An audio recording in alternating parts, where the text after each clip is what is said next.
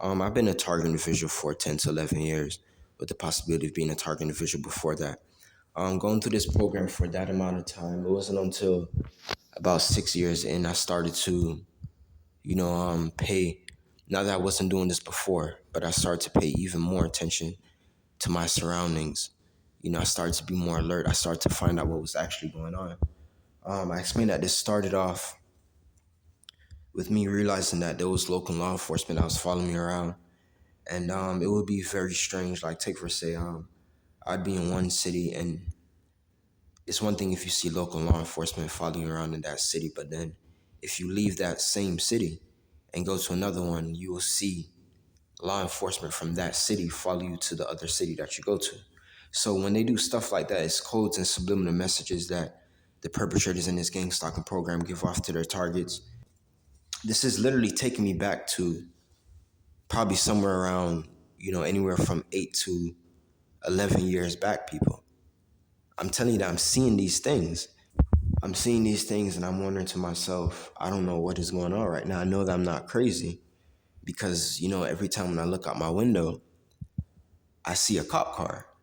You guys know what I mean? But then that was when I started to pay more attention. I actually thought that these people actually made me think that, I was on some type of, terrorist watch list or something, or, they was out to get me. And I got to find out that that's what they want you to think, to increase that paranoia, to increase fear inside of you. That's exactly what they want. Follow you around, local law enforcement follow you around to different cities. You guys know what I mean? Like, we're talking about adults here, people. Who has time to do these things? You guys know what I mean? It's deeper than what human reasoning can explain. As I said, I've been going through this for 10 to 11 years. You guys know what I mean? As a TI, bro, I think one of the most common tactic, no, I think the most common tactic that a TI gets, bro, is stalking from law enforcement. Every single target individual. As a matter of fact, you don't even have to be a target individual.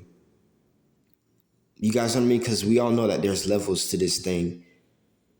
You guys know what I mean? There's more than one type of target. Some people just draw police attention.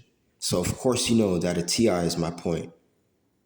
My point is that of course you know that a TI is gonna draw police attention. Listen, bro, I've had cops called to my house and they're saying that I'm the one who called them.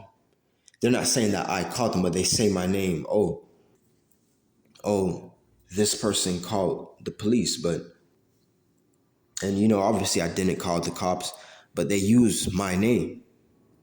You guys know what I mean? So there's something that's going on there. This happened to me more than one time, people. So, it's one thing if something like that happens once, but then as stuff like that, it's stuff like that human reason just cannot explain, bro. Because you're telling someone this and they're probably gonna say, oh, bro, maybe it was just, by coincidence, maybe it was an accident, maybe someone with your name just coincidentally called the cops at your location. You guys know what I mean? That's what the average person is gonna think. But it's something deeper going on, bro. It's definitely something deeper going on there than human reasoning will ever be able to explain. You just can't explain something like that. That's some negative energy that's working there. That's evil working in mysterious ways, bro. Unexplainable ways. That happened to me more than one time. That's just the little things that I've been through in this gang stalking program. But getting back on where I left off, I noticed that there was local law enforcement following me around. And then a big turn in this gang stalking program for me was when they hired what they call was security guards for my dad's apartment complex. Of course, I was still at my dad's at the time. And these guys obviously weren't security guards. I mean, I told you guys I can scan these people out. So I'm not saying, all the time, bro. But it's like sometimes I can tell if there's a car that's passing by, I can tell that, that's an unmarked police car. It's some type of spy. If it's not an FBI spy van, if it's a van, you guys know what I mean? Some suspicious undercover. I can tell these people. You guys know what I mean? They try to disguise themselves as security guards. But nothing can tell me different, man. These guys were definitely some type of, if they weren't FBI agents and there was something close to that, I remember one day when I went inside the kitchen, and as soon as I went inside the kitchen, I heard the kitchen door slam. The kitchen door is leading out to, first of all, it was apartment complex, but it more looked like a hotel. It had 5 floors. It had a lobby downstairs. So we lived on the third floor, and the kitchen door and the hallway door is the only two doors that lead outside of the house. So of course you know that that's the hallway on the third floor.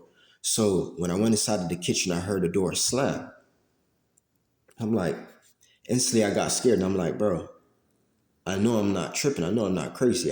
Just saw, not only heard, bro, I saw the door close. Just so happened to just catch the door closing. So that gave me idea that these people had some, apartment, on my floor, and they was probably, tracking, listening to my every movement. You guys know what I mean?